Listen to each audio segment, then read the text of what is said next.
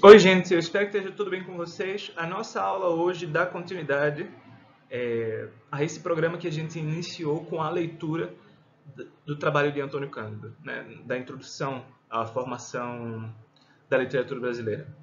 E trata-se especificamente da crise do modelo autor-obra público, certo? Quando a gente viu lá em Cândido, a gente precisa desses três elementos, né, como base para a produção de um discurso narrativo sobre a literatura brasileira. Né? A literatura brasileira e qualquer outra literatura nacional, e eu arriscaria dizer qualquer outra tentativa de produzir uma história de uma certa tradição. Né? A gente sempre vai ter um autor, uma espécie de origem, né, o ponto de inervação da história. A gente vai ter uma obra que se torna representativa dessa inervação, o autor é sempre o autor de uma obra, né? E finalmente a gente tem um público ou o circuito em que essa obra opera. Isso serve tanto para a história da arte como para a história, né, do pensamento no geral. Autor, obra, público. Isso é um modelo historiográfico padrão. E da mesma forma como nas outras reflexões historiográficas,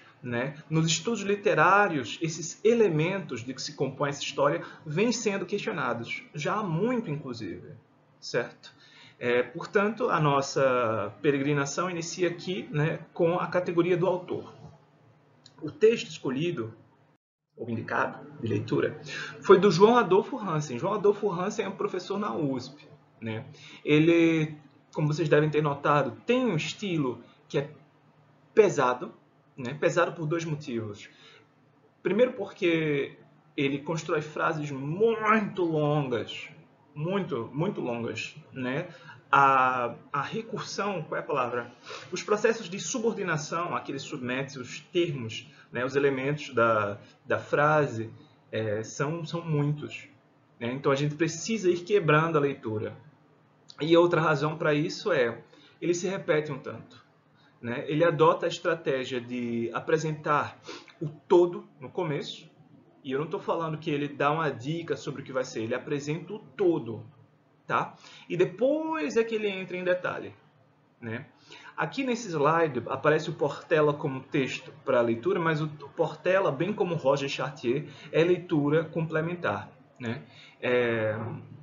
A ideia aqui com a leitura desse texto do Portela é provocar uma reflexão sobre como a mudança nos meios de produção e comunicação artística, né, modifica necessariamente o nosso pensamento sobre as categorias. Se a gente quiser pensar uma história, né, da literatura eletrônica de uma perspectiva estritamente textual, a gente vai se ver em problemas. Né? O outro texto, o Roger Chartier, né, eu indiquei o livro todo. É muito interessante. Se vocês quiserem trabalhar com isso, vocês podem pegar um capítulo do livro, vocês encontram na internet. Vocês podem pegar um capítulo do livro, vocês podem pegar o livro todo, é como vocês quiserem. Né? Basicamente, Chartier, que é um historiador do livro, ele vai procurar observar como, né, essas duas entidades, autor e editor, negociam o processo textual, às vezes com preponderância do editor, como antigamente, é o que acontece, por exemplo, a Camões, a Gregório de Matos, enfim, N coisas, né? E a preponderância do autor, segundo, é claro, aquilo que a gente chama hoje de estética do gênio. A gente tem essa coisa de que o autor deseja, isso é a vontade do autor, o autor vai lá e faz. Né? Mas não é assim que acontece, por exemplo, nos best-sellers. Eu mesmo já trabalhei como um tempo como ghostwriter, né? E a ideia de autoria no circuito mercadológico, ela é uma coisa que não se sustenta. Né? Existe consultoria literária, enfim, há vários... eu nem sei se fica feio falar que eu já fui ghostwriter. Enfim. E aí a gente tem a nossa primeira sessão do texto do Hansen. Né? Trata-se do estado da questão.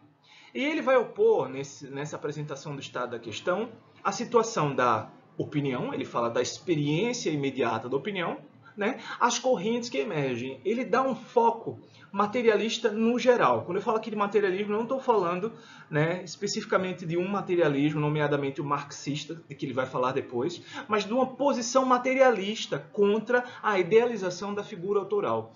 Eu coloquei 3 citações para vocês. Tá? Isso aqui é o retrato do senso comum. O que é um autor? É a individualidade empírica responsável por objetos com a rubrica de nome próprio, ou seja, objetos que recebem o nome dele. Até aqui é só complexidade, né? Aí, finalmente, o nome próprio, que serve de rubrica para o objeto, portanto, o livro de fulano, né? Serve como índice da autenticidade e propriedade. O livro é dele, portanto, ele tem o poder, né, sobre aquilo, e a autenticidade porque ele é a instância originária do texto. Tá? Mas é mais interessante o que vem depois. Autor, no senso comum, postula um princípio explicativo, aliás, desculpa, é um princípio explicativo que postula um nexo de necessidade entre efeitos de sentido e seu criador. Né? Pense o nexo de necessidade como sendo o oposto do acidente. Então, a relação entre o sentido de um texto e o autor é de uma necessidade, embora a própria biografia do autor seja acidental. Okay? No fundo, é uma variação uma outra forma de dizer ou falar sobre a intenção do autor. Tá? A autoria está associada à ideia de intenção sobre o sentido do texto. Aqui vem algo mais interessante ainda. Como nome próprio do indivíduo, o nome de autor classifica uma identidade civil profissional, identifica um proprietário do texto, regula direitos autorais sobre a originalidade de seu eu, exposta às apropriações diferenciadas e diferenciadoras de seu valor. Né? Portanto,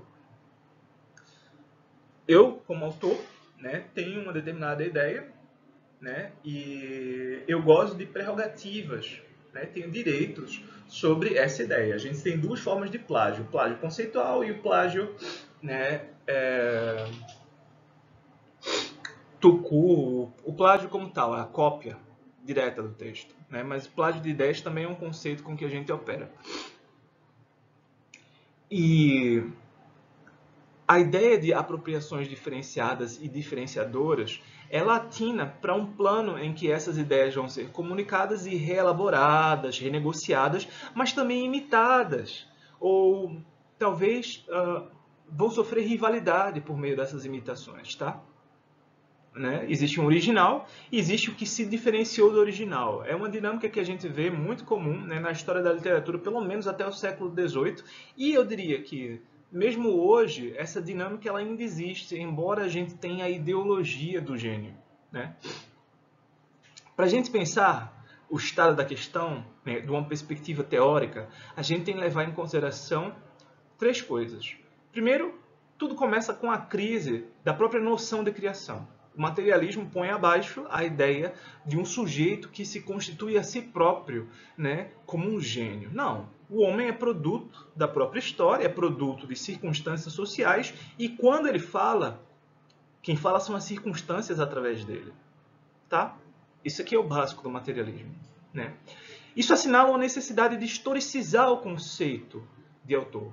Porque o autor, visto pelo romantismo, a gente consegue consentir e dizer isso era parte da crença desses caras, que é hoje, né, o lugar comum aí fora, num espaço pré-teórico, né, antes de entrar na reflexão teórica da literatura. E essa necessidade de historicizar mostra a autoria como produto de práticas assimétricas de produção e consumo. Por que a autoria é um produto? Porque ela é resultado do que já está acontecendo. Tá? Então a autoria não é um dado, não é algo óbvio, não é algo anterior, né, aos próprios produtos a que ela se aplica. Ela é produzida, né, em conjunto, ela é resultado das práticas. Então Hansen ele diz que fora esse conceito romântico positivista que a gente ainda nutre hoje, né, como senso comum, há outros 3. Eu marquei 4 assim, mas são 3. O autor defunto, a função autor e o autor contradição. O autor defunto é um trocadilho que ele usa, ele mistura Roland Barthes com com Memórias Póstumas de Brás Cubas, né? E depois ele desiste, ele abandona essa metáfora e está tudo bem. O texto se sustenta. Função autor refere-se a Michel Foucault e, finalmente, o autor contradição pertence ao marxismo. Depois ele vai deixar de falar em autor defunto e vai falar em autor ausência. Né? Existe o autor presença, um conceito forte, o autor que se presentifica no texto. Eu olho para o texto e digo, tem um pedaço de fulano aqui, né? E a gente tem um conceito de autor como algo ausente. Tá? Ou seja, o texto é marcado pela ausência dessa origem, né? Segundo certas perspectivas da semiótica pós-moderna. E aí o próprio Hansen ele vai assinalar, né? Ele vai dizer, ó, mas eu vou fazer esse estudo aqui sem estar preocupado com produzir uma história evolutiva do conceito de autor. E por isso eu vou até produzir algo não sequencial. Eu digo, pô, Hansen, não sequencial dificulta a compreensão. Mas, de repente, se ele simplesmente sequenciasse, a gente ia tender a ver essa história como sendo um processo de derivação. Como acontece? Quando a gente temporaliza, a gente cria um contínuo narrativo e tudo se torna muito mais fácil. Tudo acaba sendo reduzido. Né? Passar. Hansen, então, vai trazer parte da história dos termos, né, para tentar explicar as relações. Eu gosto da reflexão que se estabelece, né, entre as origens lexicais, né, os radicais e tal, né, e como a gente vê, né, a relação entre essas origens, né, e o progressivo desenvolvimento de conceitos cada vez mais complexos. Eu acho isso interessante, mas isso não diz nada. A rigor, né, é uma exibição de saber, erudição, né? Mas de qualquer modo é muito interessante pensar isso, tá? Essa diferenciação autor-artífice é basicamente como Hansen vai introduzir o problema da retórica antiga, né?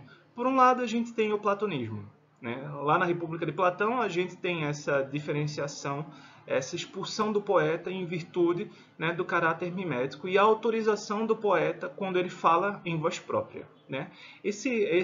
O poeta como imitador é expulso porque o que é imitado é falso, está distante da ideia. Enquanto o poeta, né, enquanto fala em voz própria, né, não está imitando outra pessoa, ele está autorizado, né, porque ele está próximo é a forma mais verdadeira, é a verdade mais evidente. Ele vai trazer isso. Mas ele vai associar também, né, vamos chamar assim, essas duas camadas, ou essa camada platônica, ele vai trazer, né, para a diferenciação que existia na Roma Antiga entre o scriptor, né, e o auctor, certo? E ele vai associar o scriptor à imitação e o auctor, né, a diegese, tá? Para mim é interessante, né, considerar aqui apenas uma coisa. Escrever, né, que é o que o scriptor faz, é o grau zero da coisa, tá? O scriptor escreve, não quer dizer mais nada. Um autor pode ser um escritor? Pode. Um autor pode ser um escritor. Mas o escritor necessariamente é um autor? Não. Certo? Porque o escritor é o escriba.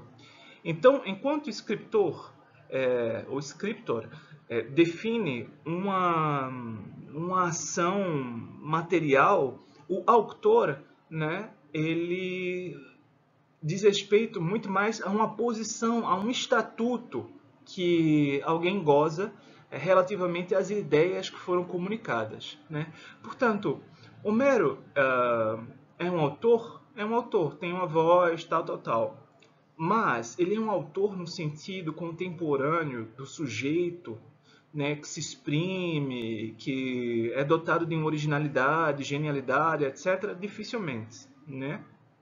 É quase consenso hoje que Homero designa simplesmente alguém ou um processo, né, conjunto, coletivo, historicamente derivado, que veio culminar com a transcrição por escrita dos poemas né, da Ilíada e da Odisseia, mas a rigor ele não existiu. Tá? Então, no finalzinho ali dessa sessão, ele vai dizer que o autor é o que não ignora a auctoritas, tá? E por isso narra produzindo artefatos que dão autoridade e servem de exemplo para outros. Portanto, o autor é muito mais aquilo que se produz depois da escrita, né? A escrita retroativamente atua sobre a origem dela, né? E produz o autor. Isso aqui na Roma Antiga. Aí ele, pumba, salta para o nosso conceito romântico de autor como presença, ou seja, a presença do autor nas obras. Eu coloquei aqui algumas coisas, mas eu acho que o importante é tudo. Vamos olhar isso direitinho. Primeiro, existe a ideia pretensamente transhistórica da unidade autoral. Tá? Sempre existiu o autor. Não. Isso é um conceito marcado ali, temporalizado, a ideia de que o ser humano é criador, original, tal. Venceu a prazo. Né? Por exemplo, as produções cooperativas, né? Mesmo em período recente. Tá? Por exemplo, no jornal do século XIX. Né? Uma coisa que Hansen nota que é muito interessante é a derivação da autoridade religiosa, né, que passa para o autor. Então, autor, num certo sentido, pertence a um contexto em que os discursos precisam se legitimar, né, e alguns vão ser legitimados por conta dessa posição. E essa legitimação discursiva ela transita para o reino da literatura. Eu gosto da fórmula como que ele constrói aqui para explicar o processo. A quantificação progressista do tempo, né? O fato de que não existe uma autoridade infinita, calcada na substância divina, né? Essa é a origem da autoridade dos pensadores, dos santos, tudo isso é o fato de que a verdade está em Deus e quem não ignora a autoridade, quem conhece a verdade, né? Fala por Deus. Acabou isso. Né? O tempo arruína essa ideia da eternidade, né? E, portanto, a pessoa do discurso, né? Constituindo-se o autor, né? com essa ruína da pessoa retórica, como sentimento do indefinido. Você diz, pô, como sentimento do indefinido? O indivíduo, segundo uma certa tradição filosófica, é inefável. Quando você chega a um certo ponto, né, de explicação sobre as coisas, você não tem um nome para elas. Vocês percebem isso? Eu tenho uma série de categorias. Né? Eu tenho aqui um relógio. E eu vou ter diversas categorias que vão explicar conceitualmente como existe esse relógio. Até o ponto em que eu chego ao fato de que esse relógio aqui pertence ao modelo tal, mas individualmente ele é o meu relógio. Se eu tivesse dois relógios iguais, eu ainda poderia caracterizar os dois, porque esse aqui eu ganhei num contexto, esse aqui em outro. Cada um não se confunde, né, com outro em virtude dessa máxima limitação contida na própria coisa. Só que eu não tenho um nome para isso. É justamente nesse ponto em que eu não tenho um termo comum para as duas coisas. Porque isso contradiz a própria ideia do relógio individual, né? Individualmente considerado. Portanto, esse sentimento do indefinido está associado a essa ideia do indivíduo contemporâneo como sendo algo único, exclusivíssimo, evidente para si próprio, uma história de vida única, nunca se repete. Enfim, tudo aquilo que desmente, eu gostaria de desmentir, né, a verdade de que o sujeito humano contemporâneo é estatística. Né? A ideologia do indivíduo nasce como uma espécie de má consciência da sociedade de massas. Né? O fato de que a gente é obrigado a trabalhar, o fato de que a gente tem um número no RG, CPF, enfim, toda essa porcaria aí surge essa ideia do indivíduo. E aí vem esse sentimento do indefinido, infinitude de intuição religiosa. Tá? Ele associa esse conceito de indivíduo à radicação religiosa, né? Na livre concorrência da originalidade. Né? E aí você ouve livre concorrência, você pensa em mercado. Portanto, o autor se torna esse indivíduo no mercado, né, de subjetividades intuitivas, né, como o gênio emocional que exprime blá blá blá blá blá blá. Uma outra coisa interessante notar é que esse autor-presença ele tem diversas conformações, né? Gênio é um termo que vincula o temporal ao atemporal, né? É o que manifesta a essência do povo, o gênio. O titã é o autor rebelde. Finalmente, o proscrito ou maldito é aquele que lida, o titã como autor rebelde, vamos voltar aqui rapidinho, desculpem, é aquele que se revolta contra a finitude, por assim dizer. Né? É o cara que está bravo com o mundo, tá? Com a forma como as coisas são.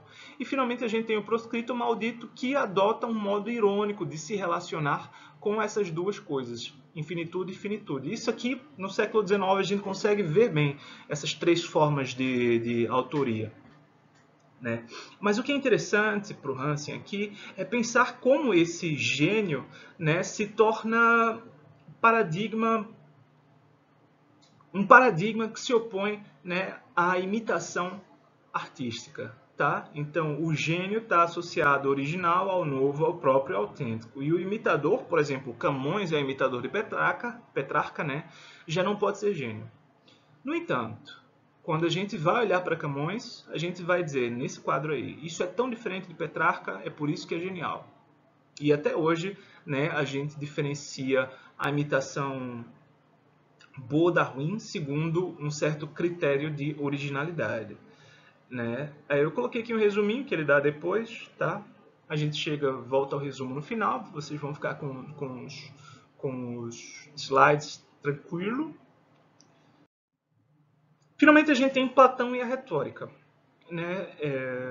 Eu coloquei aqui um resuminho, mas eu queria simplificar para não encher o saco de vocês, vem muita coisa ainda depois. Né? A ideia básica de Platão diz respeito à proximidade que uma determinada coisa tem com o mundo das ideias. Então, né, a autoria, a autoridade de algo teria base no caráter de evidência do texto. Tá? Então, a fala direta, isso é representação direta ou isso é imitação? É claro que Hansen vai discutir, né, nesse pequeno trechinho aí, a aporia, o paradoxo de fazer uma representação mimética do que seriam as falas, a diegese, né, a fala direta, né, por meio da escrita. Mas é interessante pensar que o poeta é o que enuncia. Tá? O poeta é uma pessoa pública, né, que se coloca lá e fala. Enquanto o escrito, não. O escrito tem outro estatuto relativamente à performance. O escrito dura. Né? Isso modifica as regras do jogo de representação. Tá? De qualquer modo, a ideia básica de Platão aqui é autoria, autor, como a autenticidade, como a identidade. Tá? Já na retórica, o que configura um autor é a credibilidade. E credibilidade é sempre um a posteriori. Aristóteles não é Aristóteles para a gente porque ele era Aristóteles lá na Grécia Antiga. Ele se torna Aristóteles lá na Grécia Antiga porque aqui a gente começou a falar: oh, você conhece Aristóteles? Oh, Aristóteles ali. Oh, Aristóteles. Não, segundo Aristóteles. Certo? Então a gente constitui depois a autoridade do autor. Entendem isso? Isso não é... A gente tem a impressão, né, de que é a validade da ideia. Né? Lá atrás ele falou verdade. Como ele falou verdade lá atrás, né, chegou até aqui. A gente tem a impressão de que é a validade da ideia que dá garantia, né, de persistência a ela. Mas, na verdade, é a própria persistência, né, é o próprio fato de ter sido historicamente reproduzido que constitui a validade. A gente é martelado noite e dia com certas ideias. E essas ideias, conforme elas são marteladas na nossa cabeça, vão, né, se configurar como válidas. Mas elas podem ser uma tremenda idiotice. Né? Por exemplo, a ideia da Terra plana. Eu não consigo lembrar sequer de onde surgiu a hipótese da Terra plana, mas é uma discussão da antiguidade já a questão da esfera, ser a forma ideal das coisas no mundo. Né? E, portanto, por analogia, né, por meio de um raciocínio analógico, o planeta também tinha de ser esférico. Né? Os astros circulam no céu, enfim, toda essa coisa. E nunca a coisa da Terra plana, né? Da retoma de vidro ou qualquer coisa assim, pelo amor de Deus. Né? Portanto, o que eu quero dizer é a realidade é constituída discursivamente. Ok? Dessa forma, o autor ele não está na ponta de lá, mas ele está sempre no presente da constituição da autoridade. Ok? Isso é claro, quando eu quero dizer, segundo Aristóteles, tal coisa e tal coisa, eu estou produzindo uma autoridade para derivar o meu discurso. Né? E aí eu acho que o Hansen vai fazer uma pequena digressão sobre o comentário e o lugar do comentário. Né? O comentário que eu faço a um texto reforça o valor do texto, né? Pois somente textos que podem ser comentados, que valem a pena, né, ser comentados, são comentados. Né? É aquela... dá um giro, dá uma volta na sua cabeça, mas é isso, basicamente. Tá? E uma coisa interessante a notar aqui é que o autor basicamente estabelece uma regra de produção. Autor, diz Hansen, né, é um nome como etiqueta de gênero, né, ou mediação retórico-política, norma cívica do discurso como conveniência, né, né, adequação à audiência. A auctoritas é típica e tipificadora. Ela é típica porque ela é baseada em tipos, né? Ela está fechada ali. E tipificadora porque ela estrutura relações. Né? E aí o Hansen vai dar vários estilos, né? Vários exemplos disso. Né? Ovídio, ele diz, como se disse, classifica um verossímil lascivo da elegia erótica. Você diz, classifica um verossímil lascivo da elegia erótica? Mano, que porcaria é essa? Elegia é um gênero poético antigo. Tá? É um gênero que incorpora diversas formas, mas é um gênero. Erótica porque ele lida com situações passionais. Tá? Erótico não é sentido de pornográfico que a gente tem hoje. Depois lascivo, porque diz respeito à manifestação do desejo. Aí sim, já um pouco mais próximo, né, daquilo que a gente considera erótico hoje. E finalmente verossímil, porque o verossímil diz respeito às regras de adequação segundo as quais eu posso aceitar algo como sendo verdadeiro. Então, Ovídio diz respeito a condições segundo as quais certos textos de elegia e sobre paixões, manifestando desejo sexual, podem ser aceitos como parte desse corpus textual. Certo? Então, existiu Ovídio? Existiu Ovídio. Mas Ovídio é também uma categoria. Tá? Essa é a grande questão. Quando um autor se torna autor, quando ele deixa de ser escritor e se torna um autor, ele se torna modelo para os outros. Então eu posso falar num autor, né, depois num sentido mais moderno, ovidiano, são imitadores de Ovídio. Tá?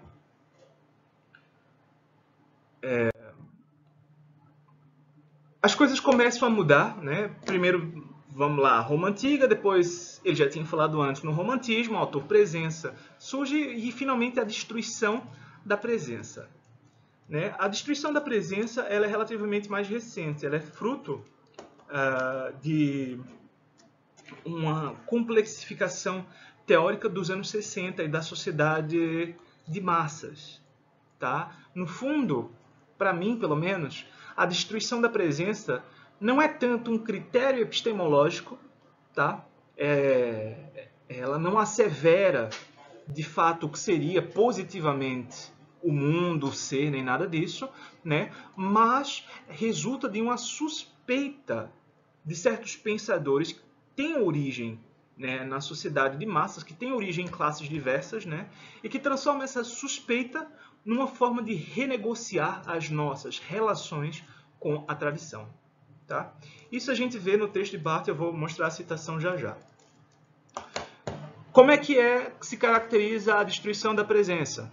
Basicamente, a morte do autor, a desaparição do autor como elemento nas nossas considerações sobre o texto literário, o sentido do texto literário, né?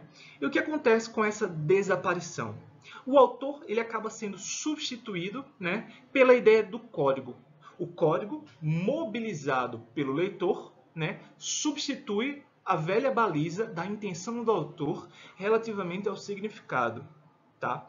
No século XIX eu dizia, o que é que se pode fazer no texto? Pergunta ao fulano que escreveu, aquele idiota, ou aquele gênio, ele deve saber melhor o que fazer. Qualquer coisa assim. Hoje eu estou nas tintas, eu não estou nem aí para o autor, certo? Eu digo, não, o que é que está aqui no texto, esse papelzinho aqui, tá vendo essa palavra aqui, foi você que pôs, tanto faz se foi você que pôs, eu estou vendo aqui, eu vou relacionar isso àquilo porque está aí no texto, né? Então o foco deixa de ser esse indivíduo que está lá na ponta de origem, né? E passa a ser o próprio processo. O texto ele é tanto mais produtivo quanto mais ele produzir variedade de leitura. Portanto, é um processo que ganha em ser cada vez mais processado, sem nunca chegar a um termo final. Tá? A gente não tem o fim da interpretação e a gente também não tem o começo do sentido, né, textual. E aí o Hansen ele vai listar, né, com escritura, écriture, né, a crítica atacou basicamente a verossimilhança, né? Seja ela mimética, seja ela expressiva. O que é a verossimilhança mimética? São as regras segundo as quais a gente representa a realidade dentro de um texto. O que é a verossimilhança expressiva? As regras segundo as quais a gente instancia uma voz discursiva se exprimindo como pessoa humana. Isso é verossimilhança, né? E aí a gente diz, não, tanto faz isso aí de verossimilhança, né? Verossimilhança é um efeito de realidade, é doxa, é opinião, tá? É uma tradição. A verossimilhança mimética é também chamada de cratilismo por Genet, né? A ideia de que a linguagem reflete algo da própria realidade, né? É uma metafísica, é sociologismo, a ideia de que você pode, através de um texto, chegar lá e explicar como a sociedade está funcionando, né? É a chamada pulsão escópica. Você diz pulsão escópica? Sim, de escopo, do olho que está observando, né? Então a pulsão escópica porque acaba sendo uma projeção do olho, né? A ideia de que algo é verossímil, de que o sentido está dado ali naquilo que está sendo representado. Ele vai resumir aqui, Barthes, eu acho interessante que vocês vejam isso aqui, a gente pode passar diretamente para o nosso Barthes na próxima coisa, tá? Isso está bem no finalzinho do texto da morte do autor. O link aqui eu já entreguei, né? Aqui embaixo está verdinho porque se trata Olha, eu podia fazer essas coisas assim, ó. Vocês conseguem... Ah, rapaz, ó. Agora é isso aí. Agora vocês conseguem ver que eu marquei, né? Tá no finalzinho do texto. Assim se revela o ser total da escrita, o ser da escrita. Eu digo, pô, meu irmão, o ser da escrita é uma mancha de papel, mas tá, vamos aceitar a escrita aqui como escritura. Não é o que está lá a mancha, né? Mas o processo. Um texto é feito de escritas múltiplas. Essa é a ideia de texto como trama, tecido, né? Saídas de várias culturas e que entram umas com as outras em diálogo, em paródia, em contestação. É uma suruba. Desculpem. Né? Mas cara. A ideia básica aqui é de que esse melting pot, esse mishung, essa coisa, né? Mas há um lugar em que essa multiplicidade se reúne. Você diz, pô, tá, eu entendi. O texto, várias escritas, processos culturais e tal, tudo tchucu-tchucu-tchucu, mas há um lugar em que essa multiplicidade finalmente adquire um nexo, né? E esse lugar não é o autor, é o leitor. Tá? Portanto, em vez de pensar as origens múltiplas, por que o autor leu tais textos e reuniu com um propósito e intenção, não, é o leitor que vai, né, sintetizar essas diversas vozes textuais. Tá? A polifonia, né, a que Bakhtin se refere é um fenômeno parecido, mas isso ainda é mediado pelo autor, né, num bom bakhtinianismo. Na versão mais afrancesada da coisa, a polifonia é o carnaval geral, né, dos discursos humanos. De qualquer modo, é o leitor. O leitor é o espaço exato em que se inscrevem, né, essa metáfora da inscrição, sem que nenhuma se perca, todas as citações de que um escrito é feito. E tudo é citação, porque todo texto, né, é reelaborado em outro, e todo texto é fruto de uma reelaboração. Né? A unidade de um texto não está na sua origem, mas no seu destino. Olha que coisa bonita, é o destino. Não é o passado, a origem. Vocês que amam o passado ficam aí desenterrando livros, é o que ele fala de obra. Tá? Vocês ficam aí atrás de obras, tudo importante aí, tudo cheio de pó. Eu quero o texto. O que é o texto? É o que transcende a obra. É precisamente isso que se miscui a tudo mais. Aí a gente pensa, pô, quando é que Barthes está escrevendo? Sociedade democrática, democratizada. Existe uma mudança de valores ali. Existe, né, as massas tomando voz a respeito do destino do mundo. Muito mais, certo, do que elite econômica no romantismo. Tá? É claro que a gente vai dizer, pô, mas a elite existe, ainda tem o caráter tal, estrutura, condiciona o saber, cânone elitista, tal. Mas o fato é que a gente está diante de uma transição da sociedade de massas, né? E a gente está elaborando conceitualmente uma doutrina que seja favorável à nossa condição massiva. Pelo menos é assim que eu vejo esses caras para poder fazer sentido do que eles estão propondo. Tá? Do contrário, eu simplesmente recusaria como sendo aleatório. É o destino. Que coisa bonita é o destino.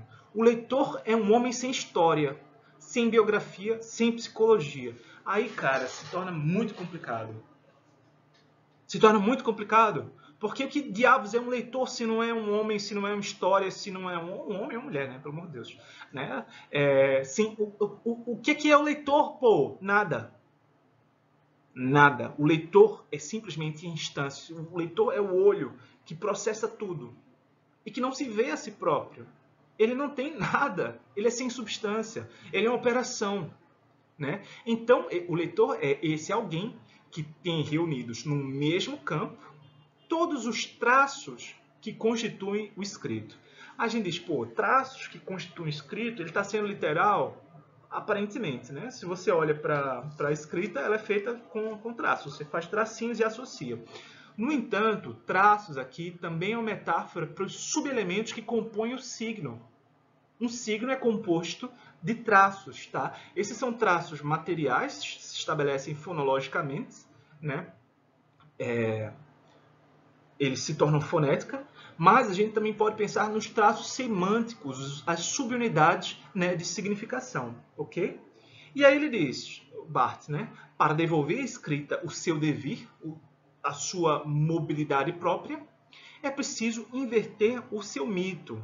Né? O mito de que a escrita tem uma origem, o mito de que o sentido tem uma resposta final, certo? O mito de que aquilo que está escrito foi escrito para sempre e está definido. Não! Devolver a escrita ao devir, a sua dinâmica própria. Tá? O nascimento do leitor tem de pagar-se com a morte do autor. Enfim, é um texto que a gente diz, teoria, blá, blá, blá. Isso aqui não tem nada, a rigor, né, de uma ciência da significação, de uma ciência do texto literário. Tá? É claramente um texto programático, certo? Barthes não ignora isso. O problema está nas pessoas que leem Barthes. Muitas vezes. Às vezes não. Às vezes a gente do bem. Eu leio Barthes, mas também não sou exatamente do bem. Né? Seguindo.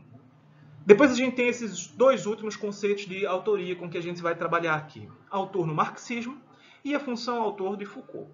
As duas coisas, as duas opções são dois sabores materialistas.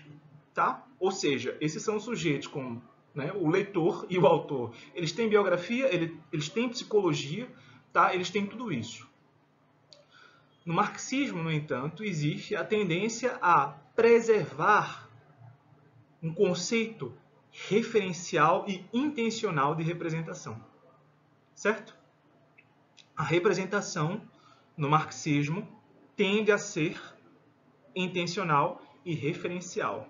Ou seja, é um conceito dotado de um conteúdo próprio. né? Eu começo aqui com a citação de Adorno, não está no texto, essa aqui é de graça para vocês, as próximas vocês têm que pagar. A arte é a antítese social da sociedade. Uma dessas fórmulas paradoxais. Como assim ela é a antítese social da sociedade? A gente sabe o que é uma antítese, né? Essa contraposição, eu ia dar um exemplo aqui, né? Amor é fogo que arte sem se ver, mas depois eu ia entrar no paradoxo, blá blá blá, enfim, vamos ficar com essa contraposição, tá? Uma antítese é uma oposição entre duas coisas.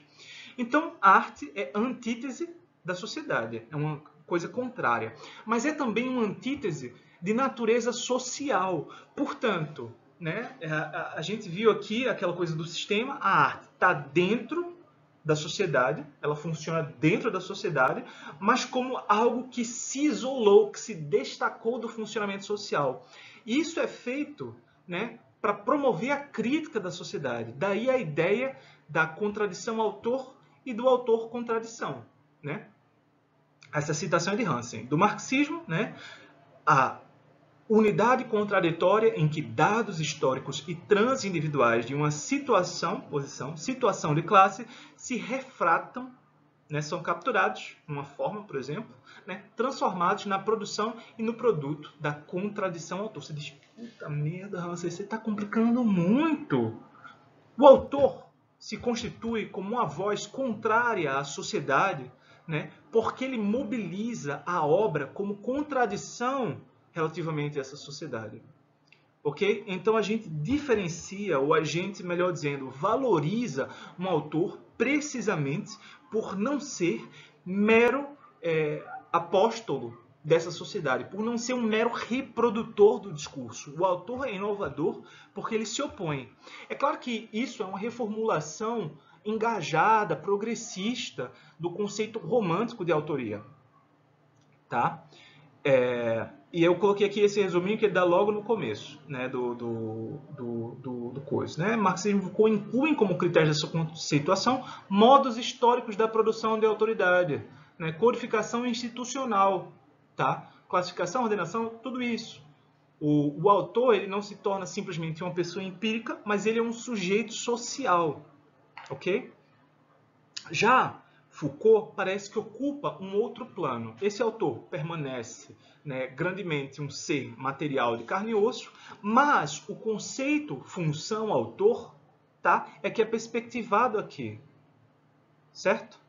Portanto, o que é a função-autor? É uma relação histórica, específica e descontínua, tá, de um nome próprio e um discurso. Para Hansen isso calhou muito bem, porque ele associa esse conceito da função autor Foucaultiana àquele conceito da retórica, do autor como sendo a autoridade. Okay? Então Foucault recusa pressupostos marxistas da representação e da consciência, da intenção, da referência e tal, né? Entendendo que o autor é uma objetivação classificatória de práticas discursivas. Ou seja, objetivação porque se torna um objeto que serve para classificar práticas discursivas. Que práticas? Modos de produzir discursos. Tá? Então, o autor é um rótulo. E essas práticas se teatralizam e efetivam convenções institucionais de vária ordem. Portanto, o autor não é simplesmente um rótulo, tá? Mas está dentro de um sistema em que esses rótulos têm determinadas funções, né? São convenções institucionais. Por seu turno, essas convenções definem tipologias discursivas nas quais valores são atribuídos. Isso serve para que, além dessa máquina que existe dentro da retórica, né, eu possa ajuizar a qualidade de um certo texto com base no que seria modelar. Né? Eu tenho uma ideia do que seja a elegia retórica romana. Retórica? Pelo amor de Deus, elegia erótica. Né? Para vocês verem o tesão das letras, né? É a elegia erótica românica de Roma, né? Portanto, latina. Eu tenho ideia. Mas como é que eu sei se esse texto é bom? Porque ele cumpre certas expectativas que se tornaram uma instituição dentro das letras, né? A partir da obra de um autor X. Então, quando eu sei que eu tenho um bom romance? Porque um bom romance tem isso, isso e isso. Né? E quando foi que isso, isso e isso surgiu no gênero romance? Foi com as obras tais. Tá? Então, mesmo que a gente não tenha um programa imitativo explícito, a gente tem ainda hoje essas regras. O que eu quero dizer com isso? Embora a gente não tenha uma explícita institucionalidade da retórica hoje, porque a gente está ideologicamente chapado pela ideia de autoria como criação, originalidade, genialidade, blá blá blá, até o ponto das pessoas que dizem, gênio não original, são fetichizadas também, né? Enfim, embora a gente tenha tudo isso, o dispositivo da retórica continua funcionando, tá? São gêneros e a gente imita esses gêneros e compete, né, dentro das regras de cada jogo, né? Já as tipologias, né, essas tipologias discursivas, funcionam como hierarquias que submetem os produtos, ponto cego de silêncio, exclusão, interdição, dispenso supérfluo e anonimato, as técnicas de produção e comentário. Portanto, essas tipologias de autores, né, e de gêneros e tal, elas servem para organizar todos os demais atos de consumo e nova produção de textos. Elas definem o que eu posso imitar, o que eu não posso imitar, o que eu posso falar, o que eu não posso falar, o que eu devo comentar ou não devo comentar. Ok? Então, Hansen nota que a autoria tem 3 funções. As 2 primeiras, né, o autor designa algo. Ele também descreve algo. Quando eu digo a elegia ovidiana, eu estou descrevendo, né, um certo tipo textual. Ao mesmo tempo, Hansen nota que, além dessas 2 funções que ele associa a Foucault, né, a visão de Foucault, o autor institui. Quer dizer que, num determinado ponto de tempo, né, a autoridade constituída discursivamente, né, acaba se tornando uma espécie de lugar, uma instituição, algo que está lá, né, e que vai me forçar a realizar certas operações relativamente a isso. O autor como instituição. Ok? E aí dá para notar as 4 características, sem um resuminho que também aparece no final, né, do autor. O autor aponta e indica uma condição institucional. O autor não aceita, a função autor, né, não aceita uniformidade, né, discursiva, né? A autofunção não assinala necessariamente a autenticidade, mas faz pensar as relações segundo as quais as obras são autenticadas, né? A autenticação é um resultado. E, finalmente, a função autor aponta a transindividualidade da condição da autoria. Eu não sou um autor simplesmente porque eu sou um idiota que sentei e escrevi. Eu sou um autor porque as outras pessoas me enxergam como autor. Isso é como o termo poeta, né? O pessoal diz, eu sou poeta, blá, blá, blá. Sou tão mal, sou idiota até, o autoproclamado poeta, o auto-intitulado filósofo. Não, porque nós filósofos, eu digo, bicho, tem uma graduação em filosofia. Qualquer professor universitário estudou muito mais filosofia que um estudante de graduação. Pelo menos se ele tiver doutorado, isso aí é quase certeza. A gente passa por parte da vida estudando filosofia.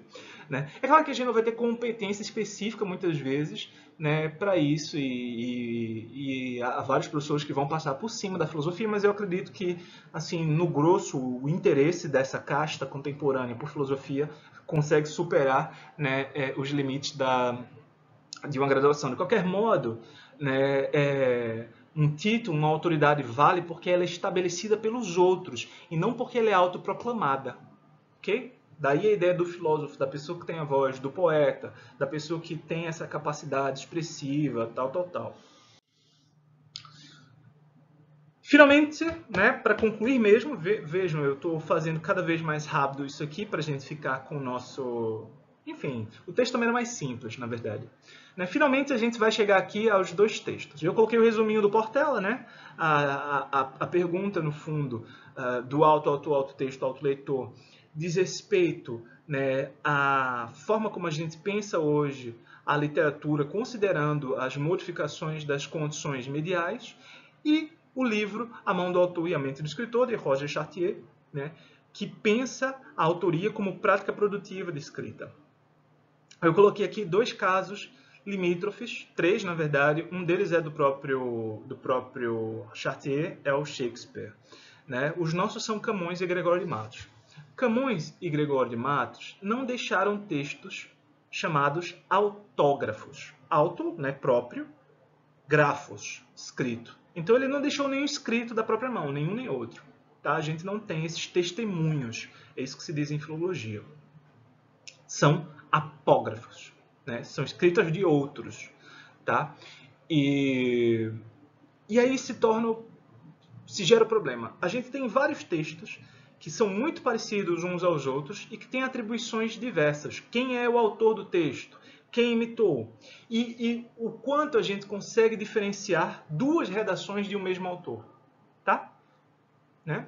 A gente conhece textos de Camões que têm redações realmente muito próximas, variando uma palavra ou outra. Inclusive, alguns editores de Camões corrigiram esses textos, né? Às vezes porque sentiu que faltava uma sílaba, então ele vai lá e coloca. Cadê o autor? Porque o autor morreu no instante em que o editor, né, pelo menos o conceito do autor como presença, né, o conceito romântico, morreu quando o editor foi lá e colocou uma sílaba. Mas o editor supôs o seguinte: o texto que eu tenho não é original, né, e, portanto, o autor não teria sido tão burro quanto a pessoa que escreveu o texto, que transcreveu. Né? Então deve ter outra coisa que eu posso fazer essa intervenção, porque eu acho que o autor teria dito isso. No entanto, se a gente mantiver forte essa ideia do autor, a gente vai olhar para os editores e vai dizer: eles adulteram os textos. Isso aqui é um texto falso, adulterado, não é o original camoniano. Ok? A mesma coisa acontece com Gregório de Matos, e o caso de Shakespeare, então, eu acho que deve ser o caso mais conhecido, né, de problemas com respeito à autenticidade, até por conta da controvérsia de atribuição de textos de Shakespeare a Francis Bacon. É isso? E finalmente a gente tem, fora esses dois casos, né, a história das práticas de edição, a tecnologia e como ela modifica, a gente tem outros fenômenos da cultura de massas. Eu coloquei 4 aqui. Tá? Primeiro, os best-sellers, eu fiz em qualquer ordem, né? Best-sellers em indústria. Tá? Quem é o autor do texto quando eu tenho equipe para produzir textos? Ou melhor, né, o que acontece a um texto, né, quando eu tenho essa equipe? Você pode dizer: o diretor da coisa é o autor. Tá, massa. Né? Como o roteiro. Né? Você tem a direção do roteiro e você tem a equipe de roteiristas ali para trocar ideias sobre como fazer uma bagaça que seja conveniente para todos. Depois a gente tem, né, a questão do consumo degradado do cânone. Eu me pergunto se o nosso conceito de autoria não se modifica quando eu tenho não simplesmente um conceito romântico que vai reler Camões, mas quando eu tenho formas de leitura de poesia que são degradadas. Né? Por exemplo, eu conheço um autor, um autor jovem, relativamente desconhecido, né, mas que estava organizando o livro dele, publicava as coisas que acontecem, fenômenos de hoje, né? Tem um blog e tal, e publica. E copiaram os textos desse autor, né, porque estava na internet, copiaram e colocaram, atribuíram, né, a um autor anônimo. Mas tudo saído do blog dele. Aí você diz: pô, como assim o cara que está na internet colocou um texto é um autor anônimo? Né? Porque a própria dinâmica da internet favorece esse tipo de degradação das nossas relações culturais. Tá? Mas esse tipo de consumo já existia na época, já existia no passado.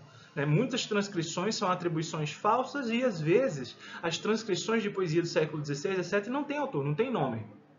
Não tem nenhuma marcação lá. E tem várias discussões sobre subentendido. Será que tudo que estava depois desse nome que apareceu aqui é dele? Ou tudo até aqui era dele? Né? Ou será que somente esse era dele e acidentalmente apareceu aqui e o resto é de outros que não foram lembrados? Enfim, tem várias discussões a respeito das assinaturas.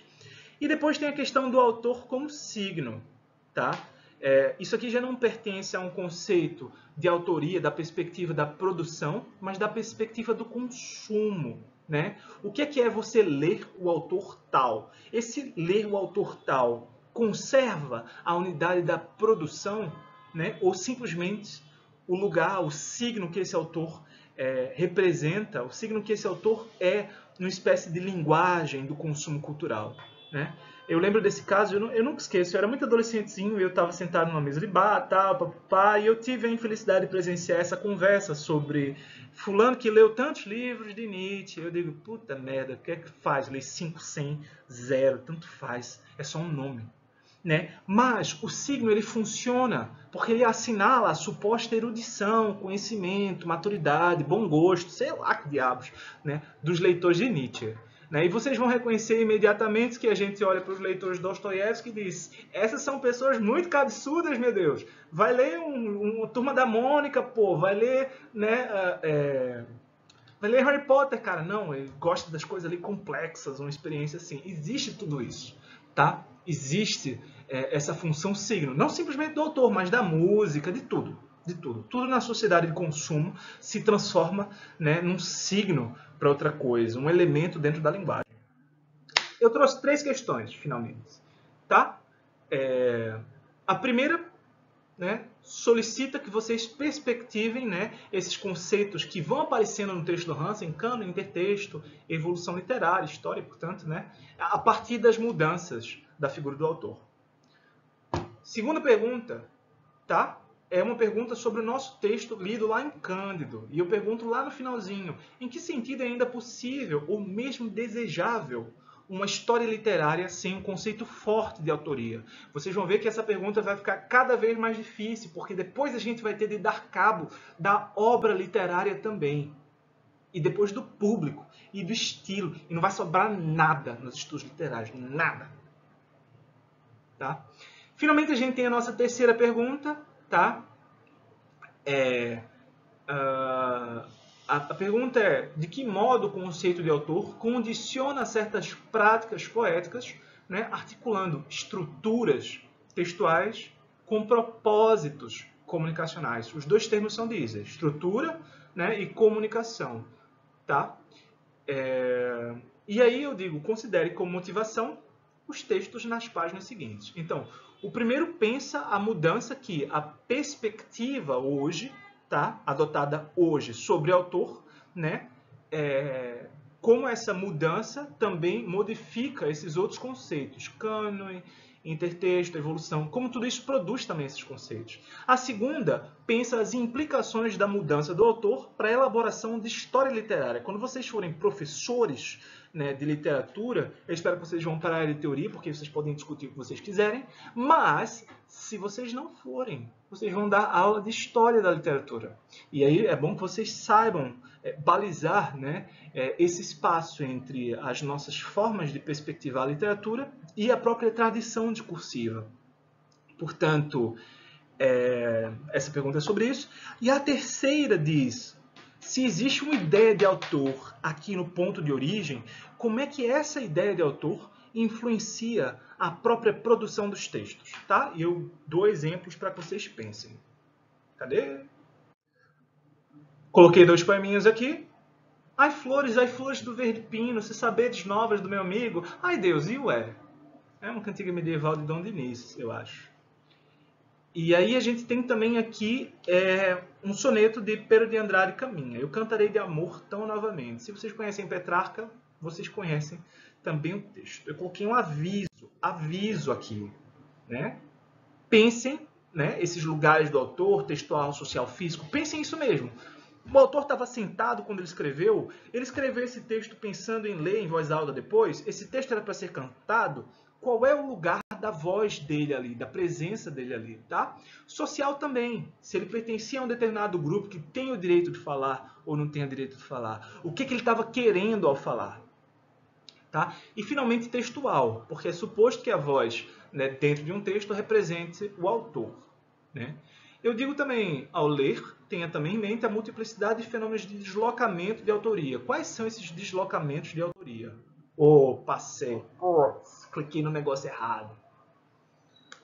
Anonimato, ghostwriting, pseudonímia, heteronímia, a abreviatura para esconder o nome, empréstimo de nome, tá? Até mesmo partilha, né, de um pseudônimo. Vários autores ali por trás de um. Não sei se vocês conhecem Timóteo Pinto, procurem na internet. Né? E finalmente coloquei outros textos e lá no final o nosso resuminho. Quando a gente olha para o nosso resuminho, a gente vê que a coisa é mais simples do que o Hansen estava propondo. A gente tem a antiguidade aqui, né? A gente tem a esfera pública burguesa, né? A gente tem aqui a sociedade de massas, e a sociedade de massas, cara, ela representa precisamente o momento em que a gente não tem uma unidade, né, a partir da qual construir os nossos conceitos. Isso a gente vai ver com respeito ao autor, vai ver com respeito a tudo. A sociedade de massas representa o fim da ideia da sociedade.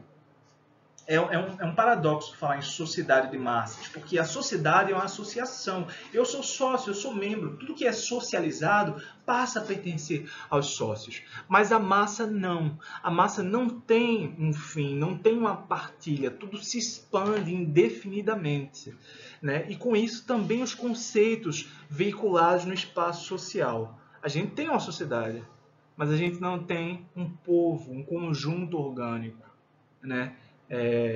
E no fundo, as massas sempre existiram e a ideia de uma sociedade orgânica foi uma ideologia, né, parte da ideologia burguesa na forma como ela se opõe ao elitismo da aristocracia. Então, a elite burguesa produz um contraconceito para a aristocracia, que é o de sociedade. Na verdade, o conceito a rigor de sociedade é um conceito aristocrático. Né? Fazer parte da boa sociedade é gozar da boa opinião dos membros. Tá? O burguês não, ele entra com dinheiro e aí ele passa a ser bem visto. Né? De qualquer modo, eu quero retomar isso aqui. Né? Não é difícil entender já essas modificações no conceito de autor. Vocês só precisam fazer os recortes aqui. Tá? E tentar ultrapassar um pouco, né, a complexidade com que certos pensamentos são expostos. Ok, gente? Espero que vocês leiam os textos. Fica como sugestão para que vocês discutam isso nos trabalhos, para que vocês coloquem, se querem fazer um relatório de leitura apontando a nossa discussão aqui e um dos textos que aparecem aqui, podem fazer, tá? É isso, muito obrigado e até a próxima aula, tá? Que vai ser presencial. Falou!